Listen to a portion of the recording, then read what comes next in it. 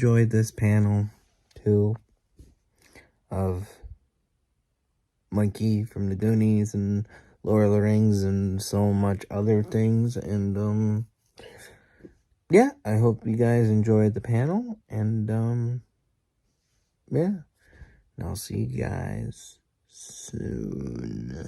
Alright, enjoy the rest of the video.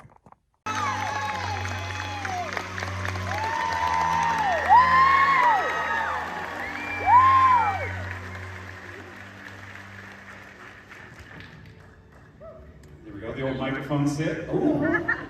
Didn't expect a behind the back spin. About all those ground rules, man. Those are kind of intense. There's no smiling, laughing, cheering, or any way enjoying yourselves. We are nerds, and many of us are neurodivergent. We love rules and clear communication. Am I right? I read the room. Well, what a wonderful start. Thank you very much for being here. Thanks for having me. It's good to be back. Good to be back in your house. Yeah. How many times have you been here? 100. No. I was in Cape Breton 2 years ago. Every single one of the residents is in this room. So beautiful. We made a movie called Little Rain. That was... Were any of you in it with me?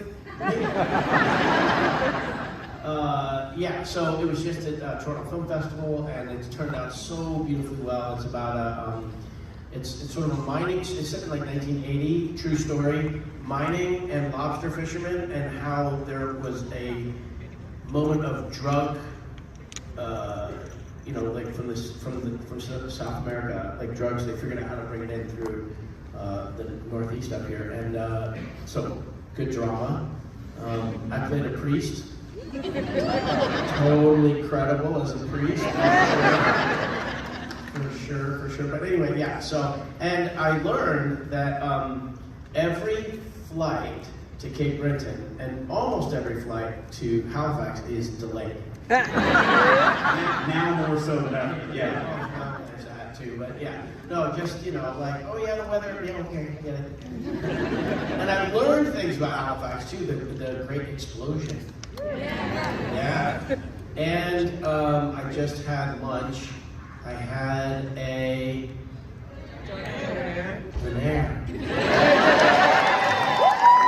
So good. Whatever they put in that sauce probably came from South America. Yeah. Beautiful. I was gonna add, all right, I'm glad that the donair treated you well. Yeah. Donair. It can go either direction there. Well, beautiful. Do air, that's what I say. That's the new catchphrase. That's the new tourism slogan now. That's donair. Donair, quotation, attribution, Sean Astin. I think it could work. Well, let's start with a question regarding Lord of the Rings, because obviously that's something we're all very excited about. Now, one thing about your physical background that I found out looking up, you've run marathons, you've done triathlons. He's getting into the fat hobbit business here. That's a setup if I ever heard a setup. Go on, do your worst. Yes, I've done a triathlon. Yes, I've done marathons. In fact, I did a marathon, I've done the Los Angeles Marathon 4 times, and the most recent of them was right before auditioning for Sam. I was a lean, mean, fighting machine. And they were like, well, we think we want to offer Sean the part, but there's a heavy-set English actor. So I had to, I remember, oh my gosh, I haven't thought of this particular thing in a while. So this was 1999. This was last century. We're a quarter of the way into this century, and I'm referring to last century. I need a nap. Think of it. Think of it. Almost half of my life has, your lives, well, I don't know how old you are, but have been in the 21st century.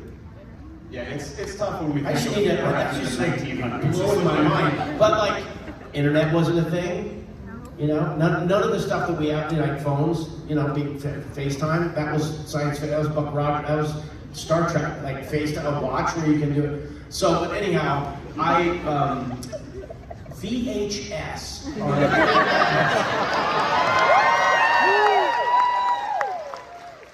I don't know, okay, I'm gonna come up with a really big business idea right now, and whichever one of you turns it into $1 trillion thing, I would expect some sort of friends and family discount or something, or friends, family stock.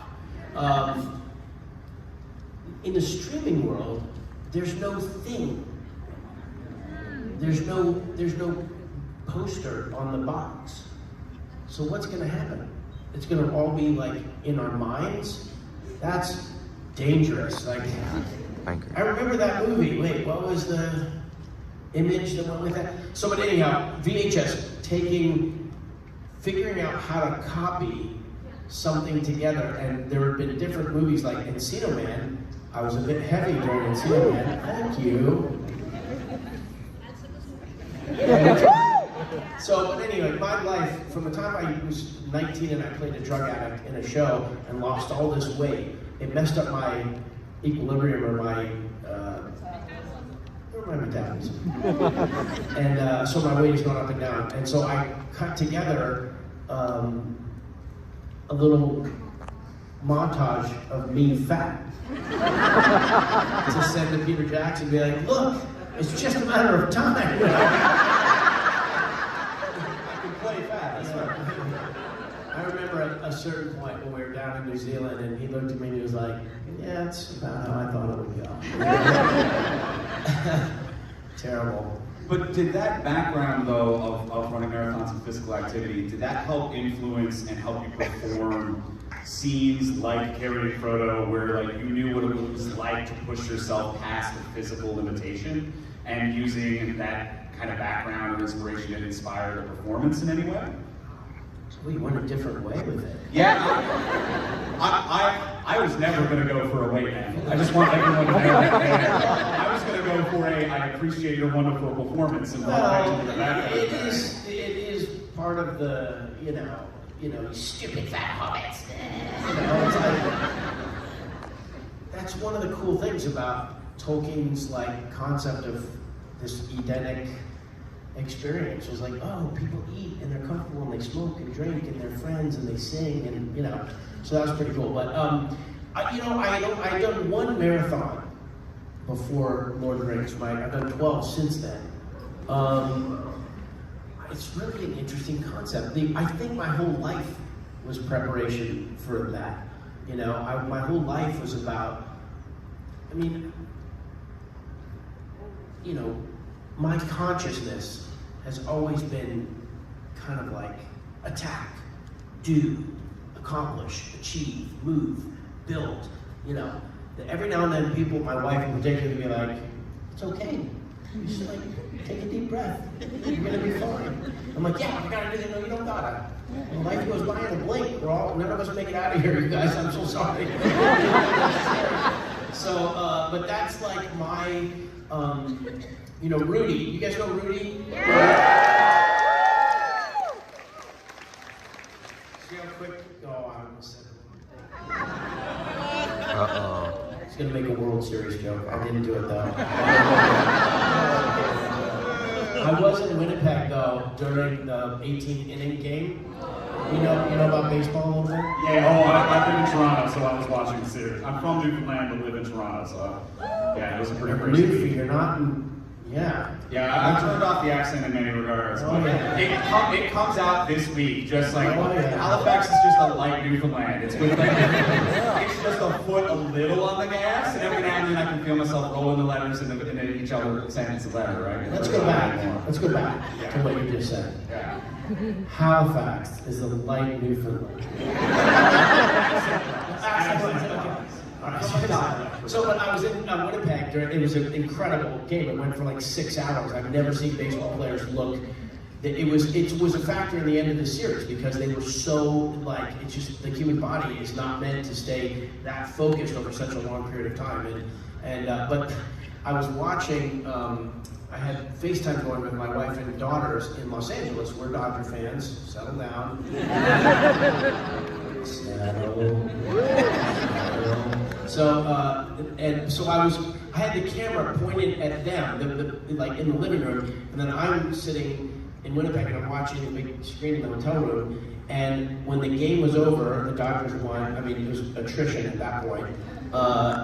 And I could hear the announcers, the coverage in America, and I'm watching the coverage in Canada, and it was different. It was definitely, oh, it's a tragedy. 18 innings, and 18 innings, and they did a thing.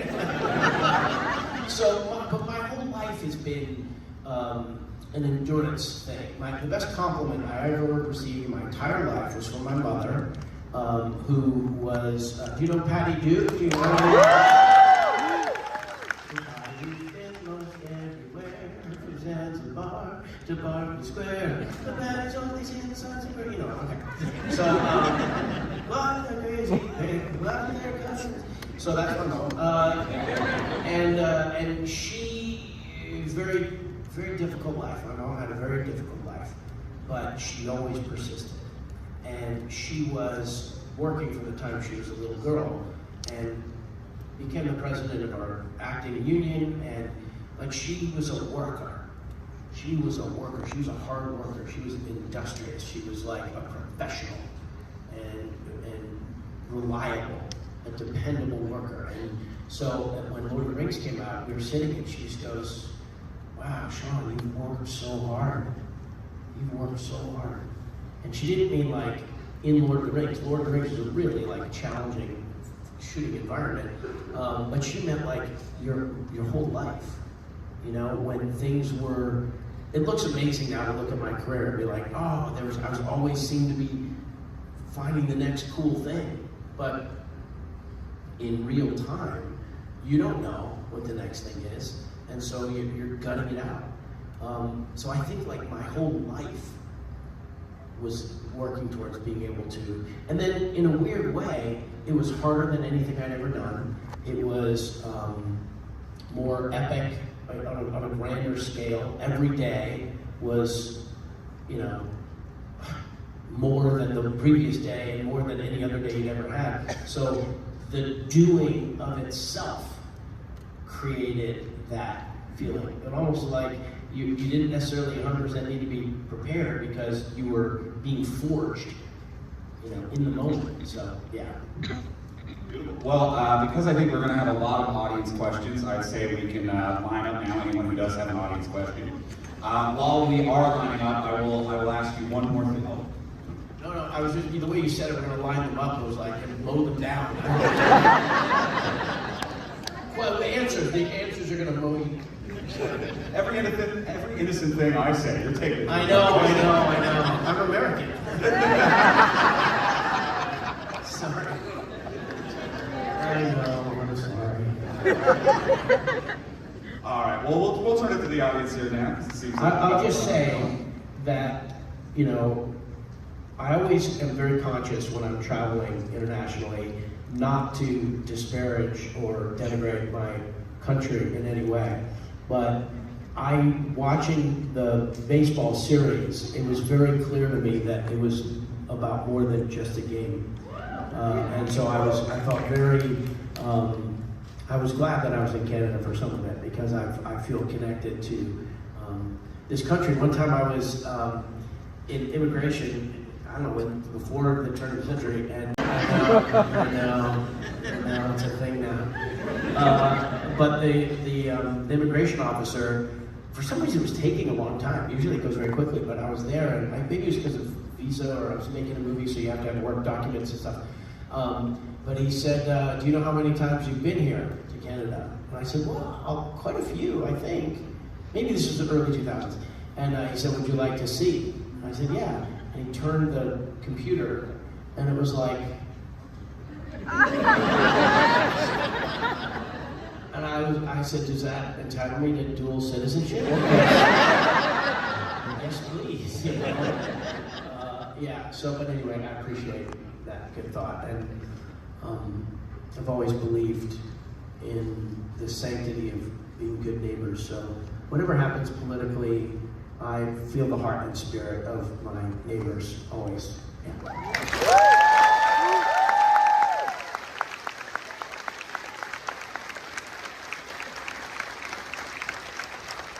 And we love having you here, and hopefully sheet of visits just keeps getting longer. Yeah. Yeah. Hopefully at some point you go to immigration and they're just like, we don't have a monitor long. No, I just want like, you know, confetti and notice cards and like, we're back, we're so glad to see you, our country. But I have worked all over this country.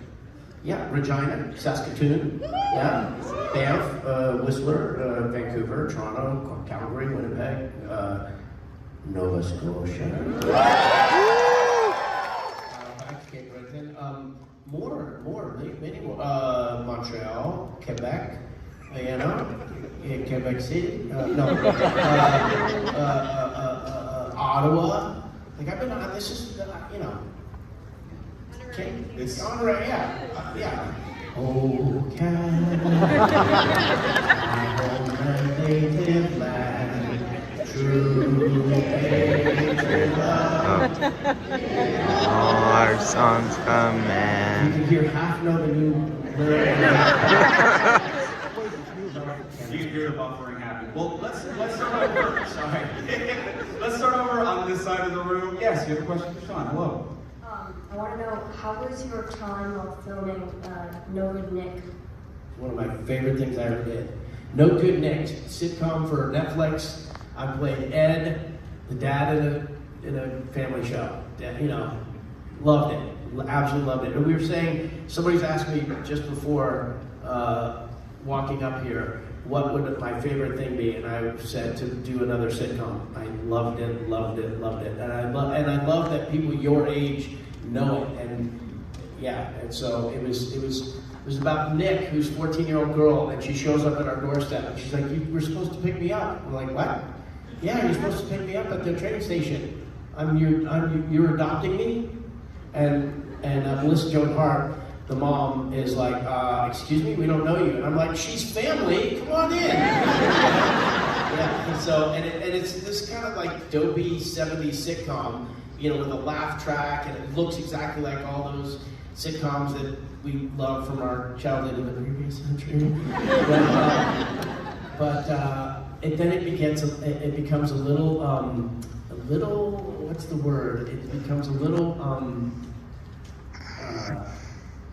what's the word I'm thinking of? It becomes subversive.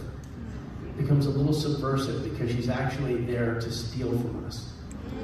Yes, exactly! It like totally bends your idea of a sitcom. Anyhow, good question, thank you. Thank you very much. There's like, there's a lot of people here and it says 19 minutes and 36 seconds. Can you do a timer and be like, when I get to a minute, like tap your foot so I move on? Because I just am talking at all these people. If you give me the runway clearance to cut you off, I'll keep it moving. Just go, stop. All right. Yeah, you're going to interrupt me right in the middle. All right. Well, let's head to the center here. Yes, hello. Hi. Obviously, we're all very big fans of you, and I'm sure if we would meet you this weekend, we'll be a little starstruck. So I was wondering if any projects you've worked on, you've been like, oh my God, it's this person. Oh, that's so cool. Yes, all of them. All of them. I mean, with Lord of the Rings, it was Ian McKellen.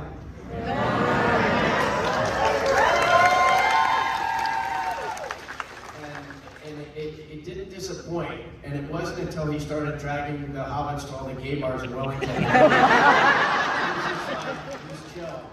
Yeah. All right. I'm trying to button it up because I feel terrible that all these people No, I love it. Thank you very much. Thank you for the question. Let's head over to this side of the room. Yes, hello. Hello, Sean. It is so nice to meet you. My question is, I know how acting can be incredibly stressful on you guys, but what was something that was comedic and memorable on the set of Lord of the Rings? Huh.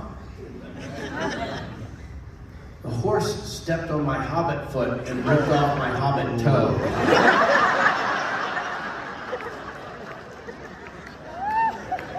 Once I realized that it wasn't my actual toe, it was hilarious. And it wasn't Bill the Pony, actually. I can't remember which horse it was, but it was, you know, we didn't get on very well after that.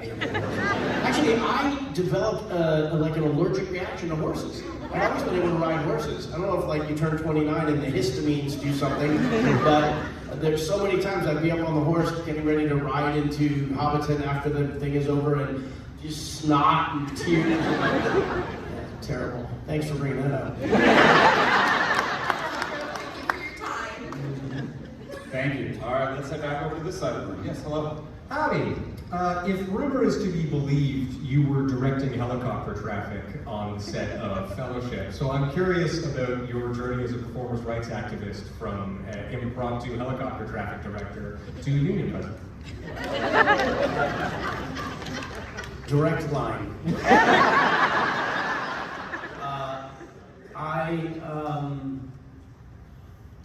I'm always paranoid about safety. You know, if there's stunts, swordplay, car crashes, somebody set on fire, falling out of the building, those things are, to me, kind of like designed acceptable risks.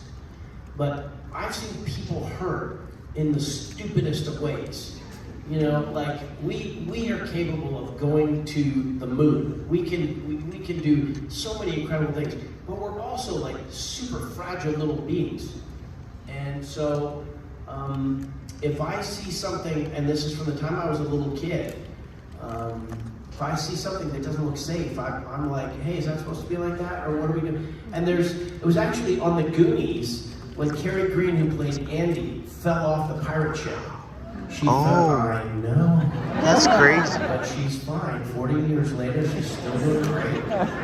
But that was a safe environment. They were very concerned with safety on the Goonies. But like, I remember I was standing next to the director, and she was on the plank, and she was supposed to walk back, but she slipped and fell off and landed in the water, skinned her knee a little bit, but she was okay.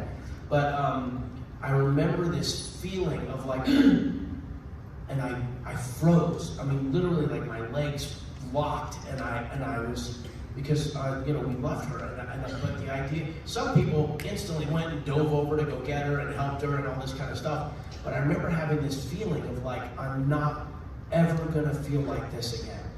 I'm never gonna feel frozen. You know, so that was the start of my like hero complex. And a good complex to have. Which ended in a Demogorgon attack.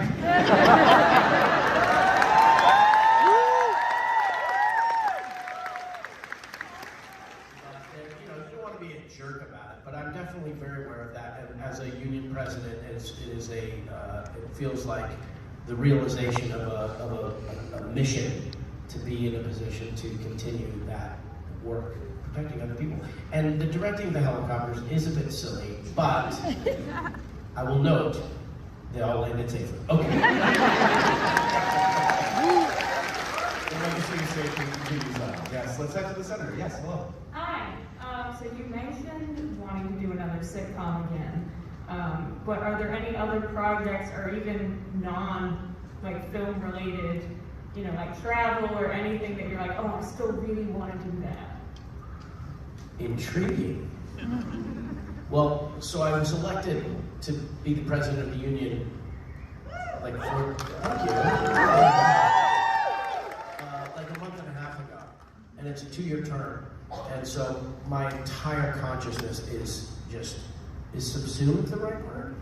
I am just absolutely enveloped by the opportunity and the responsibility, and you know, I'm going to England tomorrow because FIA is happening, the International Federation of Actors. There's labor unions, and ours is the largest actor entertainment union in the world. So it's an honor to be representing our members there, and you know, there's it's just a really cool, it's a week-long thing, and just everywhere I go, every day, the people who call, the opportunity, you know, the AFL-CIO, they're like, oh, you're on the board now, you know, and you're like, so it's all-consuming.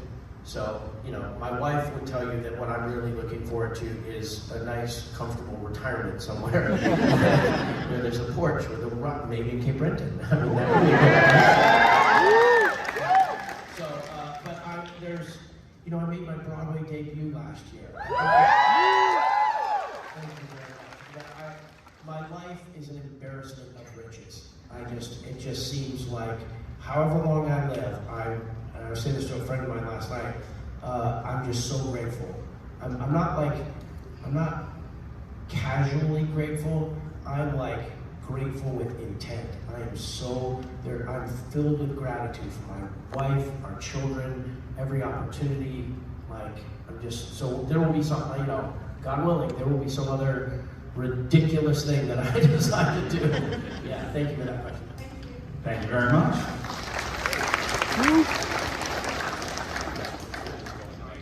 All right, let's head over to this side of the room over here. This ticking clock is like doom. It's like the doomsday clock.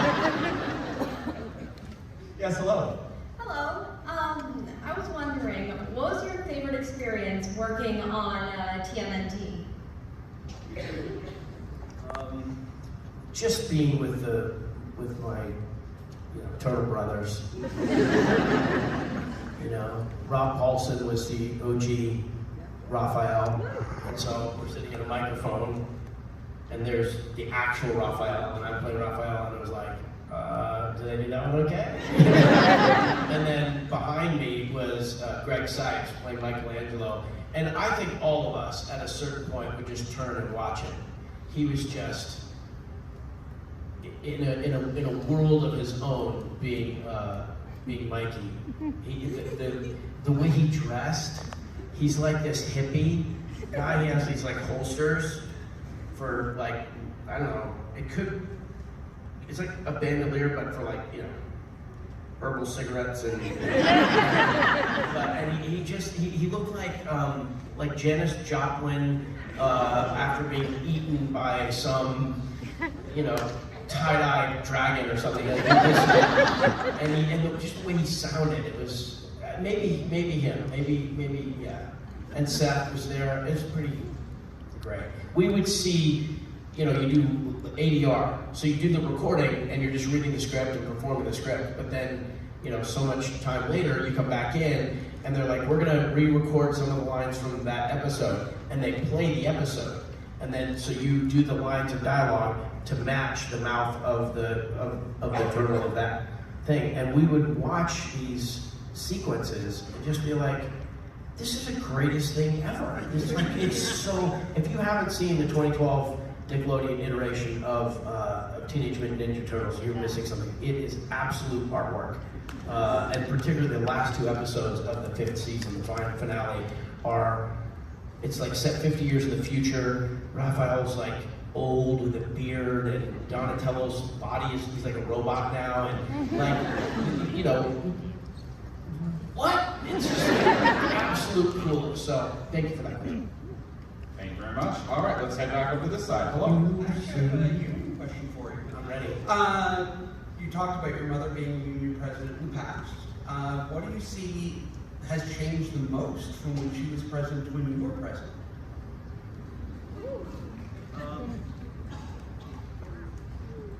Well, I think the types of people who are involved in union volunteerism, it hasn't changed that much.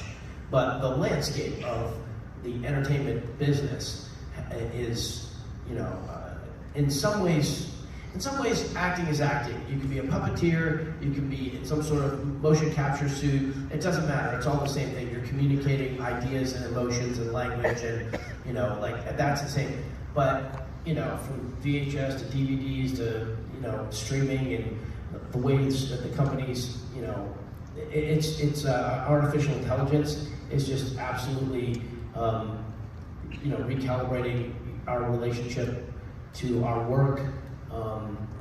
Time has changed. There's so many. The population of the globe has quintupled or something since 1971. It's like so. Contracts are so complicated. I think they might have been a little simpler.